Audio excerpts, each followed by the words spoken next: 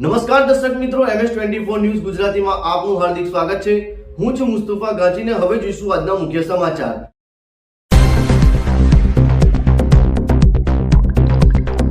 Null સે જલ યોજના ક્યાં છે? સરકારના દાવાને પોકળ સાબિત કરતું જુઓ નસવાડી તાલુકાના બારી મહુડા ગામના દ્રશ્યો। વાત કરવામાં આવે તો નસવાડી તાલુકાનું બારી મહુડા ગામ ડુંગર વિસ્તારમાં આવેલું એક ગામ છે। આ ગામમાં 50 જેટલા ઘર અને 300 જેટલા લોકોની વસ્તી ધરાવતું આ ગામ છે। આ ગામમાં બે જ ફળિયા આવેલા છે, બારી મહુડા ફળિયું અને નિશાળ ફળિયું। આ ગામમાં બોર, મોટર અને હેડપંપ છે, પરંતુ ઉનાળાની કાળઝાળ ગરમીમાં પાણીના સ્તર નીચે જતા રહ્યા છે અને નદીઓમાં પાણી પણ સુકાઈ ગયું છે, જેના લીધે ગામની મહિલાઓને પાણી માટે ભારે મુશ્કેલીઓ પડી રહી છે અને બારી ફળિયાની મહિલાઓને પાણી માટે વલખા મારવાનો વારો આવ્યો છે। જ્યારે બારી ફળિયાની મહિલાઓએ એક 15 ફૂટ ઊંડા ખાડામાંથી જીવના જોખમે પાણી ભરી રહી છે।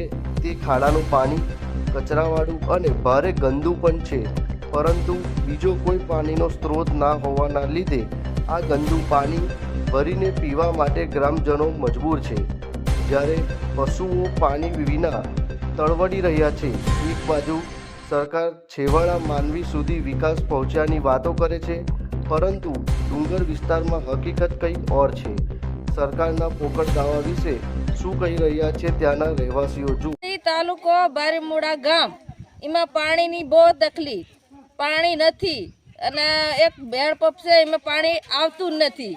પછી કૂવામાં તો અમારે લીન પીવું પડે, હાવ ગંદુ પાણી અને બહુ જીવતવાળું। એમાં છોકરા પણ બીમારી પડી જાય અને માણસ પણ બીમારી પડી જાય। એમાં અમને દુઃખ બહુ પડે અને અમે ગમે તે તમને કરવું પડે। આ કૂવા જોઈને તમે જાઓ, કેવું પાણીનું બહુ તકલીફ, હાવ ખાડાનું પીતા એવું અમને લાગે, બીમારી બહુ પડે એવું છે અમારે।